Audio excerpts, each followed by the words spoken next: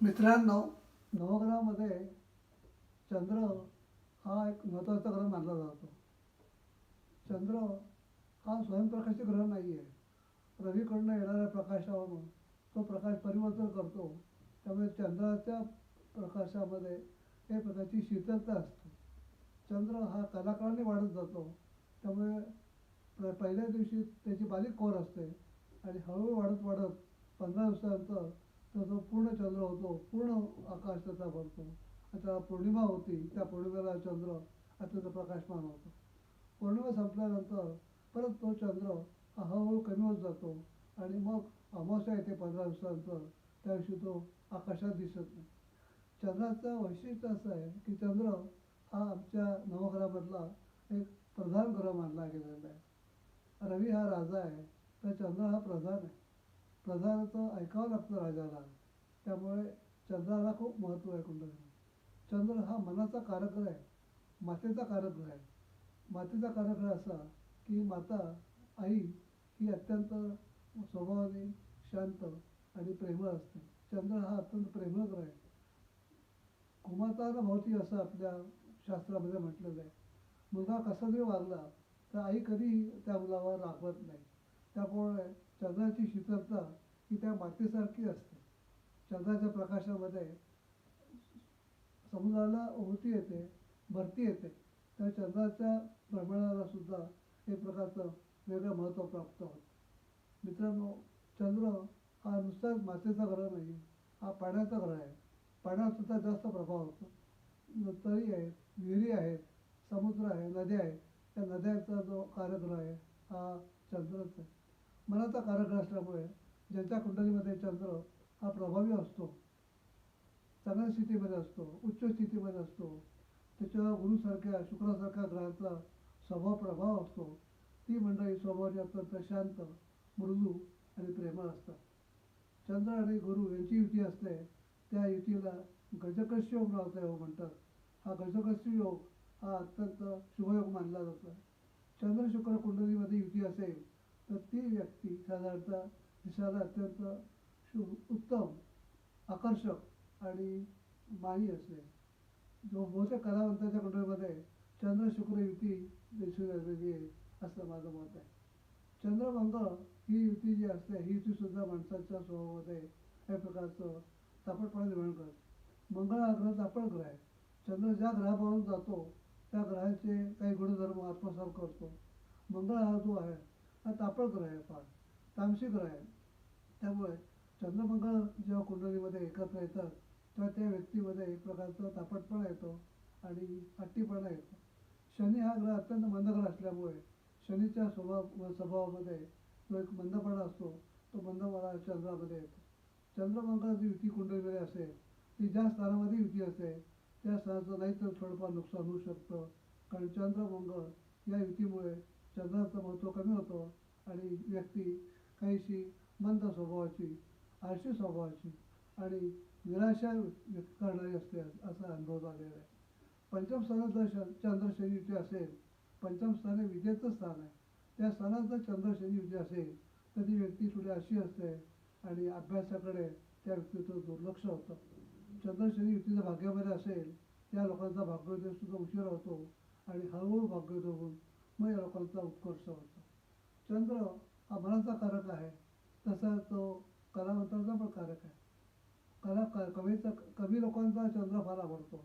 प्रतिभा ज्यांची चांगली असते त्या कुंडलामध्ये चंद्र आणि नेपच्यून यांची युती चांगली असते.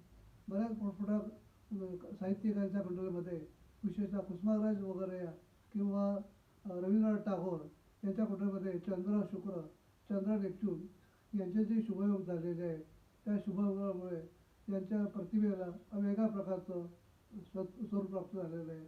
ही मंडळी अत्यंत प्रतिभावान, उत्तम कवी आणि जागतिक नावलौकिक मिळवलेली कविता म्हणून करणाऱ्या व्यक्तिमत्व झालेलं आहे.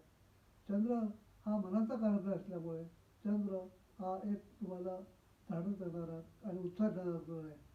चंद्राचं आणखी वैशिष्ट्य असं आहे की चंद्र हर्ष युतीत असेल ती व्यक्ती स्वतंत्र वृत्तीची असते. या व्यक्तीच्या मनामध्ये काय चाललंय समजत नाही, पण हे स्वतःच्या मताने वागत असतात. ते कोणाशी पटत नाही. या लोकांचा स्वतंत्र वृत्तीमुळे ही मंडळी आयुष्यामध्ये स्वतःचं वेगळं कार्य करू शकतात असा अनुभव आलेला आहे. चंद्राच्या मला विठू सांगता येणार आहे. चंद्राचा जसा परिणाम आपल्यावर होतो, मनावर होतो, तर प्राणीमात्रातल्या वनस्पतीवर सुद्धा चंद्राचा परिणाम होतो. वनस्पती जी आहे ती वनस्पती, झाडे ही सगळी चंद्रावर अवलंबून असतात. चंद्राच्या किरणावर सुद्धा वनस्पतीचं महत्त्व अवलंबून असतं. चंद्राच्या किरणाने वनस्पतीला एक प्रकारचं महत्त्व प्राप्त होतं आणि ते जीवदान मिळून जातं. चंद्र हा एक मातेचा कारक, मनाचा कारक असल्यामुळे तुमच्या जीवनामध्ये चंद्र जर चांगल्या परिस्थितीवर असेल तर तुमचा स्वभावही मायाळू होतो आणि अत्यंत निर्धार होतो. तुमच्या स्वभावामध्ये एक प्रकारचं उदारता येते, उदारता येते आणि मुख्य म्हणजे तुमचा स्वभाव हा अत्यंत गरीब आणि लोकांना मदत करणार. चंद्र दशम स्थानात जर असेल, लाभस्थानात असेल तर ही मंडळी अत्यंत लोकप्रिय होतात. समाजामध्ये त्या लोकांना वेगळा मान मिळतो. प्रशासनामध्ये सुद्धा चंद्र असेल तर राज्यकर्त्यांना या चंद्राचा मान मिळतोच. समाजात सुद्धा किंवा नोकरशाहीमध्ये सुद्धा किंवा प्रशासनामध्ये चंद्र हा कर्मस्थानामध्ये चांगल्या परिस्थिती असेल, त्याच्यावर शुभग्रहाची दृष्टी असेल तर ही व्यक्ती आकाशामध्ये ज्याप्रमाणे चंद्र तळपतो त्यामुळे समाजात सुद्धा तळपत असतात आणि मानाने जगत असतात. त्यांना नावलौकिक मिळतोच, परंतु परदेशात सुद्धा जाण्याची संधी मिळते. चंद्र हा परदेशगमनाचा सुद्धा स्वामी मानला गेला आहे. चंद्र हा अत्यंत फास्ट प्लॅनेट आहे. इतर जे ग्रह आहेत ते 8 दिवस, 15 दिवस, महिना, दीड महिना, 6 महिने, 13 महिने, 2 वर्ष अशा प्रकारे ते एका राशीत राहतात. पण चंद्र हा एकच ग्रह असा आहे, हा फास्ट मूव्हिंग प्लॅनेट असल्यामुळे दर 2 दिवसांचा एक रास बदलतो. आज तो मेष राशी असेल तर परवा तो वृषभ राशीत जाईल. वृषभ राशी परवा असेल त्याच्यानंतर 2.5 दिवसानंतर तो मिथुन राशीत जाईल. त्यामुळे चंद्र हा कुंडलीमध्ये एका महिन्यामध्ये आपल्या 12 राशी पूर्ण करतो आणि 12 राशी पूर्ण केल्यामुळे त्या चंद्राच्या वेगवेगळ्या कला, वेगळे भ्रमणं ही माणसाच्या जीवनामध्ये वेगळे आभास निर्माण करू शकतात. चंद्र ज्या वेळेला त्या त्या राशीत जातो त्या ते दिवशी तो दिवस त्या त्या व्यक्तीला आनंदाचा होतो. एखाद्या व्यक्तीला आज वाटतं की मी फार आनंदी आहे, मला उत्साह आहे, पण तीच व्यक्ती 2 दिवसानंतर म्हणते मला बरं वाटत नाही आहे, मला निरुत्साह वाटतं. चंद्र त्या दिवशी ज्या राशीत असतो ती रास जर बिघडली असेल, त्याच्यावर जर मंगळाची शरीदृष्टी असेल तर तो दिवस त्या व्यक्तीला थोडासा नामुष्कीचा आणि निराशाचा निर्माण जातो. तो पुढे चंद्र पुढे सरकला की परत त्याचा एक प्रकारचा उत्साह वाढतो आणि त्याच्या जीवनामध्ये आनंद निर्माण होतो.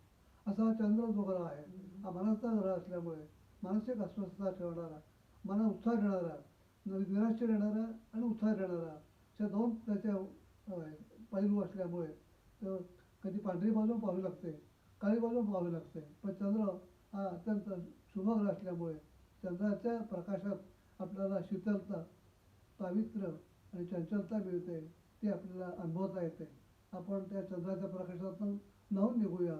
कवी हृदयाप्रमाणे, मातेच्या उदराप्रमाणे आपलं जीवन हे सुख करू आणि लोकांवर प्रेम करू अशा प्रकारचे मी आशा बाळगतो.